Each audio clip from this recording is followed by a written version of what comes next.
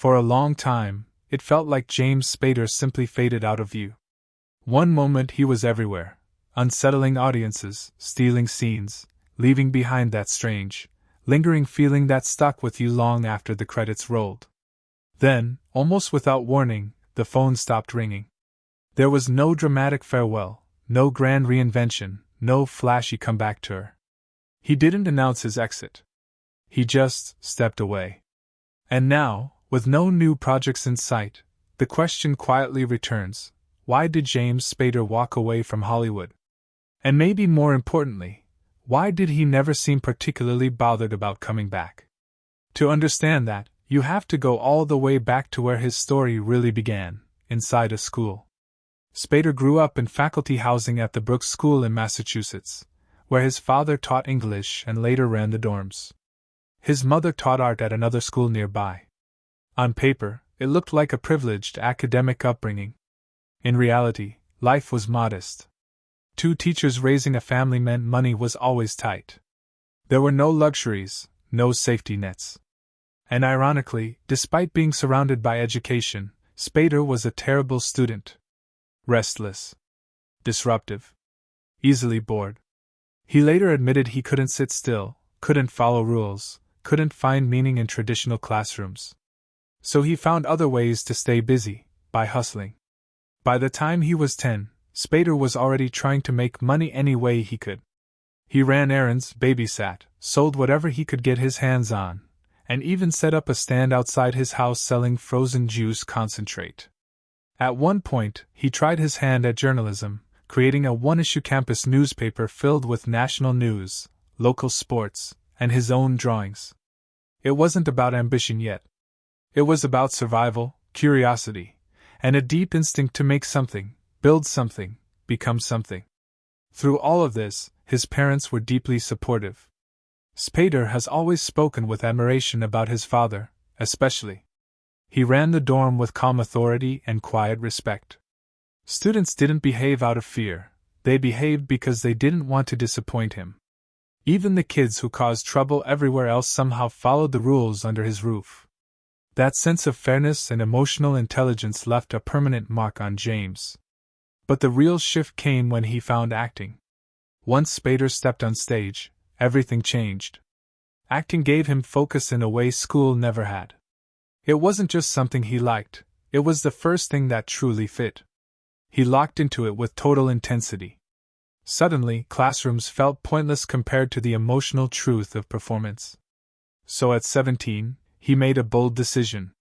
He dropped out of school and moved to New York City to chase acting full-time. The dream was romantic. The reality was brutal. There were no instant breaks. No overnight success. Just rejection, auditions, and strange jobs to stay alive. He shoveled horse manure at stables. He took whatever paid. And then there was the yoga job, one of the most absurd chapters in his early life. Spader somehow became a yoga instructor without knowing anything about yoga. No training. No certification. No clue. He took the job because the hours were flexible and the environment felt calm. His method? He dimmed the lights, turned up the heat, invented poses on the spot, and sometimes even fell asleep during class. It was ridiculous. But it was honest. And it was survival. That blunt honesty followed him into acting. Spader never pretended it was some sacred calling. He admitted openly that he worked because he needed money. Many roles weren't chosen out of artistic passion but financial necessity. Still, even under pressure, he tried to pick the most interesting material he could, before the bills forced his hand. Early on, he ran into a strange problem. He was too good-looking. Spader didn't see himself as a classic leading man. Inside, he felt like a textured, odd-character actor. But Hollywood saw the face first, and the soul second. When he didn't fit the clean hero mold, they pushed him into the next category, the villain. And Spader ran with it. Throughout the 1980s, he built a reputation playing slick, arrogant, morally slippery men. He became the guy you loved to hate. He carried this oily, entitled energy that made his characters feel real, and deeply uncomfortable. In Pretty in Pink, His audition was so convincing that the casting director reportedly felt an actual physical reaction of dislike toward him before remembering it was just acting. That's how effective he was. By the late 80s and into the 90s, he moved into leading roles, but never the safe ones. His characters were strange, sexual, obsessive, and psychologically off-center. He gravitated towards stories about desire, control, intimacy, and the uncomfortable spaces between people. And that wasn't accidental. Spader traced much of that fascination back to his upbringing. His household was extremely open and progressive. He grew up with 2 older sisters in a family that didn't care much about modesty. Bathroom doors stayed open. Clothes were optional. Privacy was fluid. He later said he couldn't remember a time when sexuality wasn't simply part of life. It wasn't hidden. It wasn't shameful. It was normal. Being raised around confident, dominant women shaped how he saw power, attraction, and identity.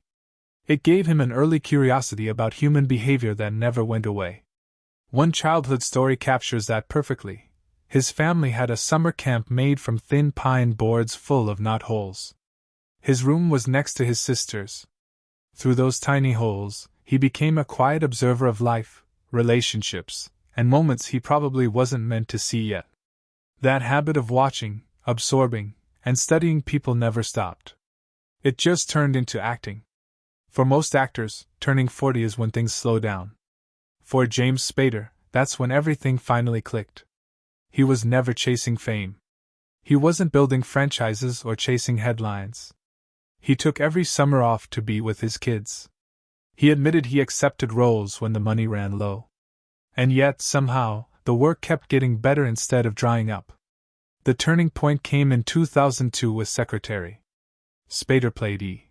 Edward Grey, a man who mixed emotional distance, control, obsession, and a very specific kind of intimacy into one unsettling package.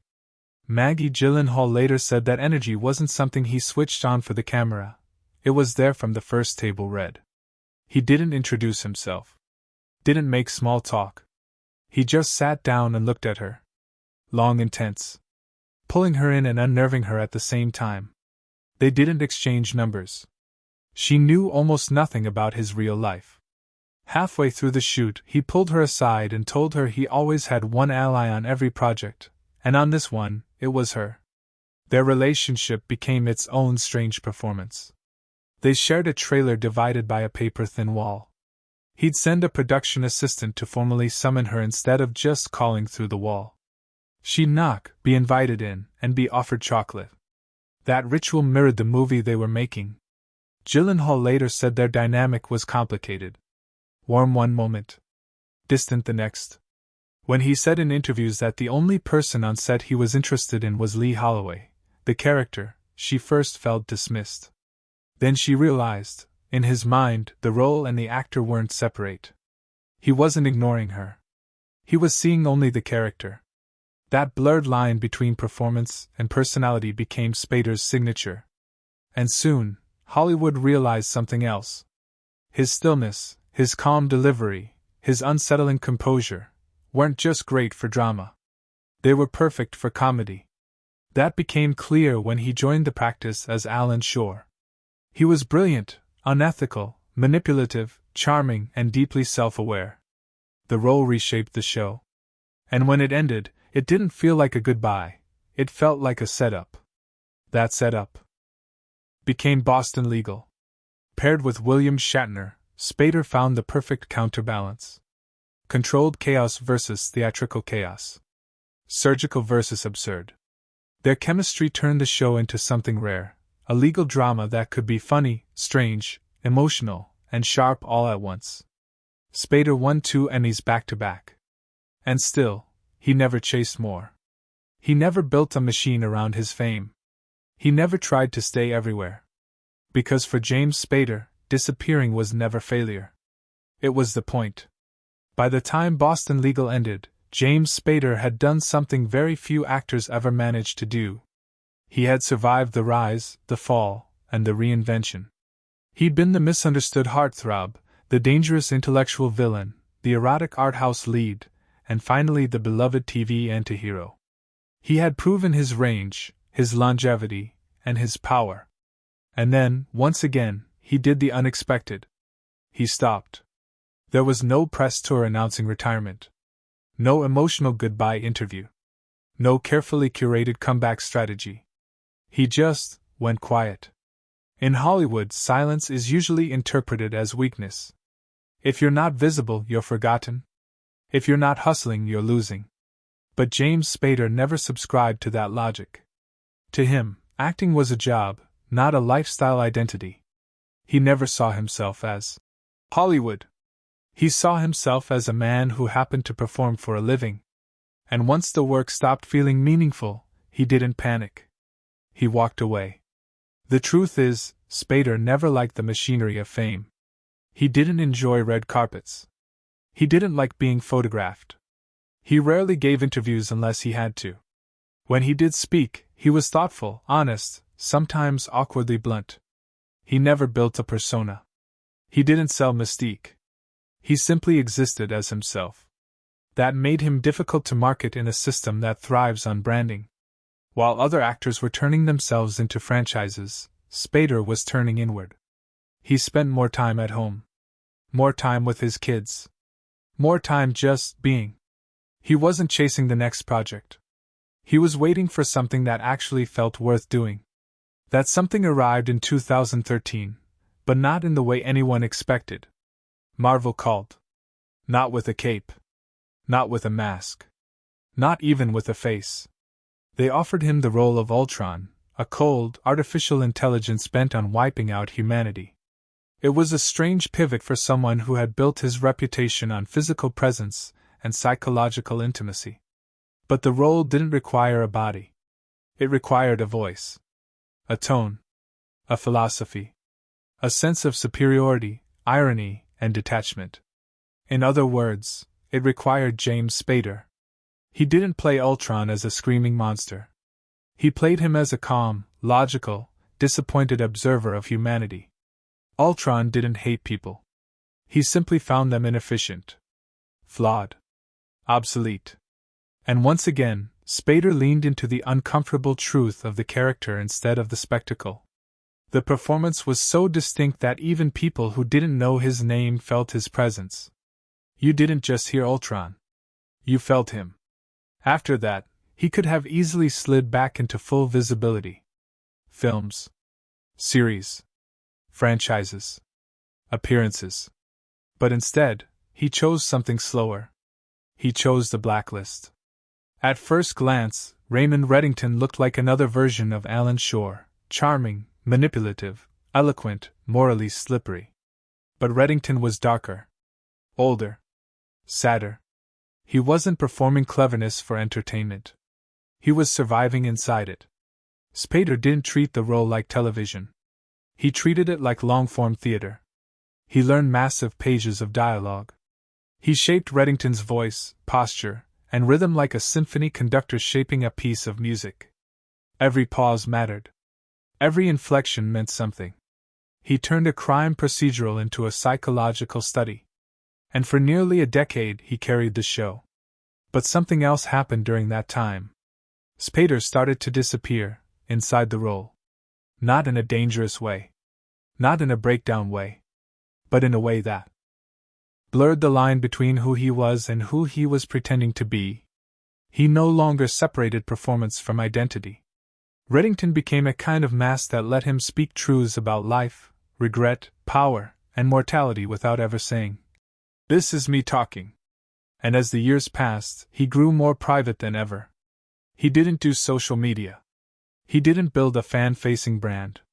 He didn't cultivate mystery on purpose. He just lived quietly.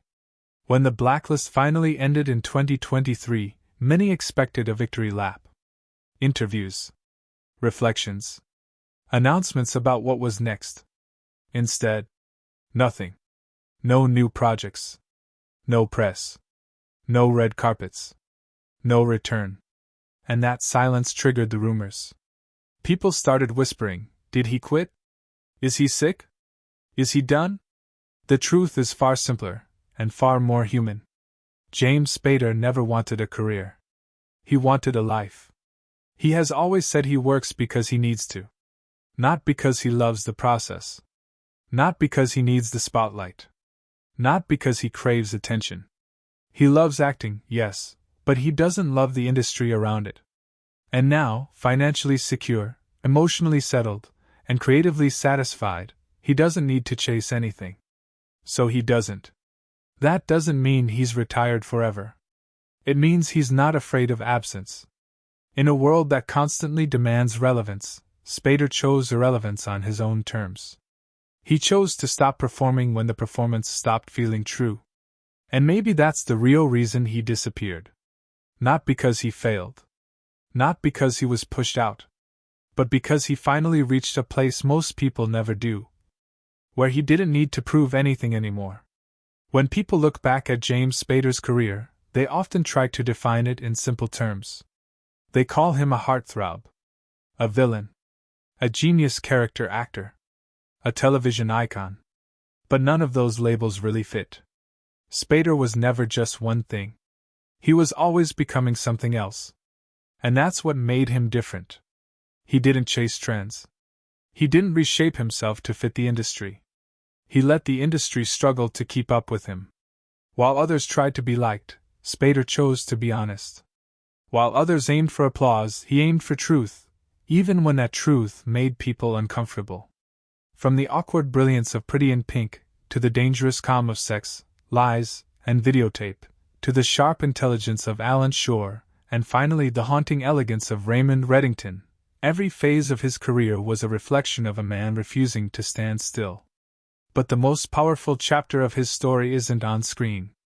It's what he did when the cameras stopped rolling. In a culture obsessed with visibility, James Spader chose invisibility. Not because he had to, but because he could. He chose stillness over noise.